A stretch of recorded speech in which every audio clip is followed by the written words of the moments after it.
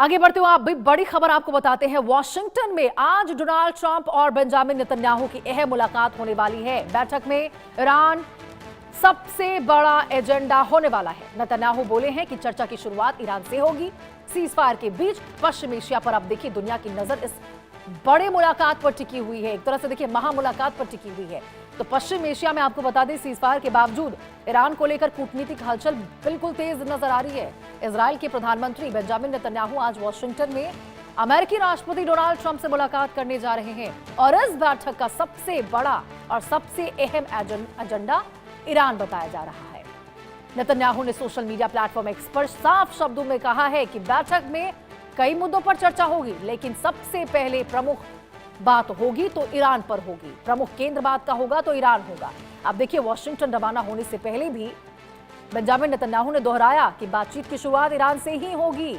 इस बयान ने साफ कर दिया है कि इजराइल अब भी तेहरान को अपनी सुरक्षा के लिए सबसे बड़ा खतरा मान रहा है। और देखिए ये मुलाकात ऐसे समय हो रही जब हाल के हफ्तों में ईरान और इजराइल के बीच में सैन्य टकराव ने पूरे क्षेत्र को युद्ध के मुहाने पर ला खड़ा किया था।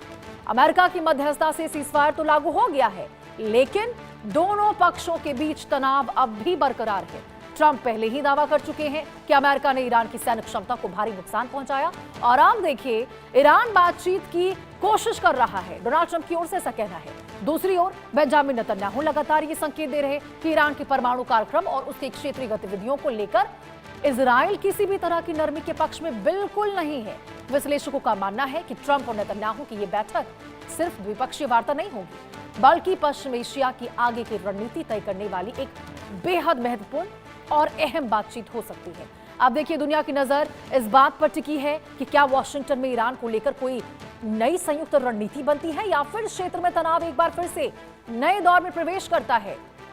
क्योंकि आपको याद होगा बेंजामिन नेतन्याहू जो लगातार ये स्टेटमेंट्स दे रहे हैं, उनकी ओर से साफ कहा गया है कि हमले ईरान पर तब तक जारी रहेंगे जब तक या तो वहां पे सत्ता परिवर्तन रेजिम चेंज नहीं कर दिया जाता है, मुस्तफा खामेनी को वहां से हटा नहीं दिया जाता है, या फिर परमाणु क्षमता उपलब्ध करने की जो कोशिशें हैं लगातार ईरान की, उस पर वो पूरी तरह से नाकाम नहीं हो जाता, उसको लेकर वो घुटनों पर नहीं आ जाता। तो ये देखिए साफ तौर से दो बातें बेंजामिन नेतन्याहू की ओर से कही गई है। या तो वहां पे सत्ता परिवर्तन होगा या फिर परमाणु बम बनाने की, परमाणु क्षमता उपलब्ध करने की जो तमाम कोशिशों में ईरान लगातार लगा हुआ है, या तो उस जिद को वो छोड़ देगा और उसको इतना तबाह कर देंगे, इतना नष्ट कर देंगे कि वो कभी उस चीज को विकसित ही ना कर पाए, कभी उस चीज को बना ही ना पाए। और ये देखिए बेंजामिन नेतन्याहू की ओर से साफ तौर पर कहा गया, भले अमेरिका की मध्यस्थता से यहाँ पर अभी सीजफायर देखने को मिल रहा है, लेकिन ट्रंप और नेतन्याहू की ये मेगा बैठक, जिस प्रकार से बेंजामिन नेतन्याहू ने ये कहा है कि कुछ भी हो जाए, चर्चाएं तो बहुत होंगे, मुद्दे तो बहुत हो जाएंगे, एजेंडे तो बहुत होंगे, लेकिन बात की शुरुआत होगी ईरान से। तो अमेरिका और इजराइल ये दोनों के ही बीच में देखिए ईरान, हर वक्त केवल और केवल ईरान ही एक शब्द है जिसके ऊपर चर्चा शुरू होने वाली है। और ईरान को लेकर बेंजामिन नेतन्याहू ने कह दिया है कि सबसे पहले बात ईरान से शुरुआत होगी। अब देखिए नजरें टिकी हुई हैं कि ईरान पर शुरुआत बात तो होगी, लेकिन क्या यहाँ पे